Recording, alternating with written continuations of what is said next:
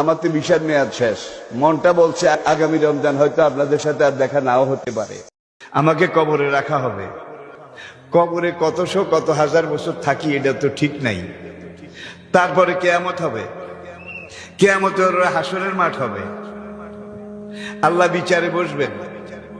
সেদিন বিচার হলে বোঝা যাবে আমি কি পাই আর কি না পাই।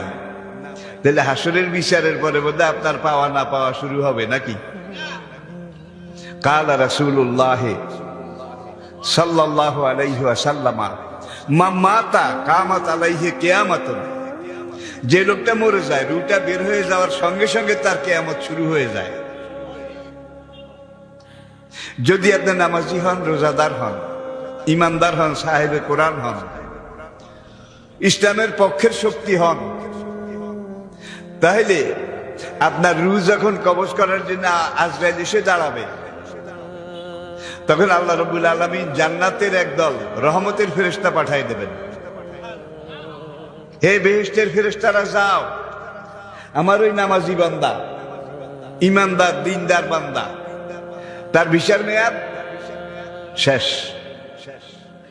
এখন তার রূহটা সম্মানের সাথে কবজ করিও, আদরের সাথে আদবের সাথে কবজ করিও, সে যেন ব্যথা না পায়, সাকরাতুল মউত, মৃত্যু যন্ত্রণা তাকে যেন বেশি কষ্ট না দেয়। বয়স এখন 85, ওয়াজের বয়স 58 বছর। কামাইলে তো অনেক কামাইতে পারতাম, কিন্তু জাতি সাক্ষী আছে, তার আগে আল্লাহ সাক্ষী আছেন। যতটুক না হলে নয়, কোনোখানে কোনোদিন একদিন বলছি যে আমারে এত টাকা দেওয়া লাগবে, এমন একটা রেকর্ডও খুঁজে পাবেন না ইনশাআল্লাহ।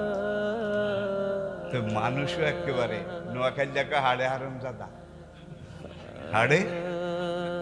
কুমিল্লা এক মাহফিলে গেছি ভাই, এখন খামেকটা দিছে খুব মোটা সোডা, তা আমি তো কোনো সময় দেখি না, খুলিও না, লইছি। এখন বাড়ির কাছে গিয়ে গাড়ি ভাড়া 4,500 টাকা। তারা এতগুলা টাকা দিছে, এখান থেকে গাড়ি ভাড়া লইতে যাই দেখি যে গাড়ি ভাড়া লইছি আর টাকা সব শেষ। আরেক মাহফিলে আরেক জায়গায় গেছি ভাই, 2 ঘন্টা ওয়াজ করেছি, তখন জোয়ান ছিলাম, ওয়াজ একটু বেশি করতে পারতাম। এখন ওয়াজ করে টোরে ভাড়া গাড়ি, তখন নিজের গাড়ি ছিল না, গাড়িতে উঠে এখন যেই 2 জনের দাওয়াত দিছে আমার বাড়িতে গিয়ে, এই 2 জনের একজনও নাই। কমিটির লোক 2-1 আছে, ভাই অমুক ভাই কই, কয় এখানে একটু আগে আসিল, এখন তো নাই। তমুক ভাই কই, অমুকখানে আসিল। গাড়ি চারিদিকে মানুষ, কয় কি, কয় হুজুরে তো গাড়ি ভাড়াও দেয় নাই। তো মানুষ যখন একত্র হয়ে গেল, নিজের একটু প্রেস্টিজে লাগছে, কয় হুজুর বোধহয় টাকার জন্য বইয়া রয়েছে। দেবে করলাম ভাই যাও, বাড়িতে এসে ঘর থেকে টাকা লইয়া গাড়ি ভাড়া দিছি। এগুলো ইতিহাস, কোনোদিন বলি না প্রিয় ভাইয়েরা। তো এখন এখানে যে জিনিসটা আমাদের বোঝা দরকার, কোন একজন আলেমের বিদেশে বাড়ি এই পর্যন্ত পাওয়া যায় নাই। বিদেশের টাকা পাচার তো দূরের কথা, সবচেয়ে বড় দেশপ্রেমিক কে? স্বদেশের টাকা বিদেশে নিয়ে জমা রাখিল যে, তাহলে এখন দেশপ্রেমিক কারা? সবচেয়ে ভালো হিসাবই কে?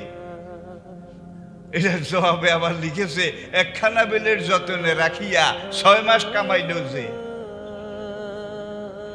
ব্লেড 1খানে যতনে রাখিয়া 6 মাস কামায়, এই বেলার মতো হিসাবই। আর এই জগতে আরেকজন নাই প্রিয় ভাইয়েরা। এটা আমার আলোচনার বিষয় না, আমি আলোচনা শেষ করছি। আমার গর্বিত সন্তান, যাদেরকে নিয়ে আমি গর্ব করি, জাতীয় পর্যায়ের, আন্তর্জাতিক পর্যায়ের বারিক বিন আলেমী দিন ভাই জাকির নায়কের পরে আমি আমির হামজাকে জানি। আয়াত বলে অমুক সুরার অমুক আয়াত, ভাই আমি পারি না। অমুক সুরার অমুক আয়াত, অমুক সুরার অমুক আয়াত, অমুক হাদিসের এত নম্বর হাদিস। আলহামদুলিল্লাহ, আমির হামজাকে আল্লাহ এমন কিছু দিছে যেটা বাংলাদেশে অন্য কাউকে দেয় নাই। এর আগে, আমার আগে তারেকের ওয়াজ আপনারা শুনেছেন।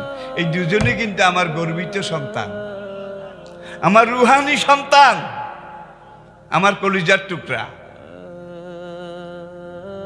ইসলামের অনেক বাঘ খাঁচায় বন্দী হয়েছে, ইসলামের অনেক বাঘ খাঁচার ভিতরে থেকে শহীদ হয়ে চলে গেছে। ইসলামের অনেক বাঘ আজকে বুড়ো হয়ে গেছে, কিন্তু আজকে বাঘের বাচ্চারা ময়দানে এসে গেছে। আলহামদুলিল্লাহ।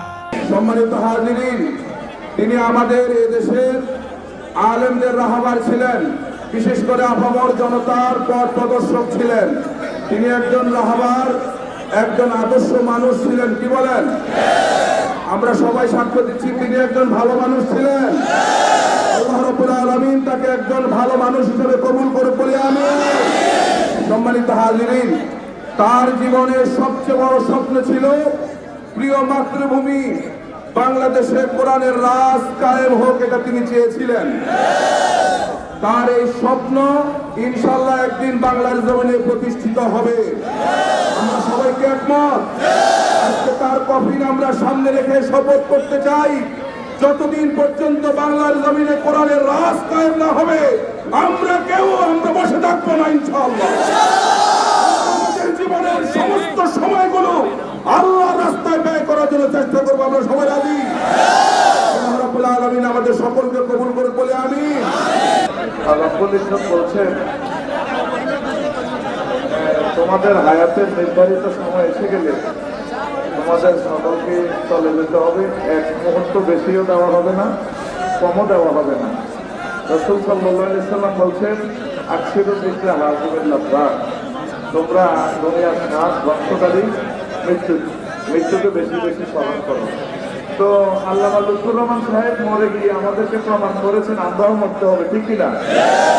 এই দুনিয়ার সেরা মানব মুহাম্মদ সাল্লাল্লাহু আলাইহি সাল্লাম ইন্তেকাল করে যেদিন করেছেন, সকল সাহাবীরা এত কষ্ট যে পাইছে, দুনিয়ার সকল মানুষের কষ্ট একসাথ করলেও এই কষ্ট আর একসাথ হবে না।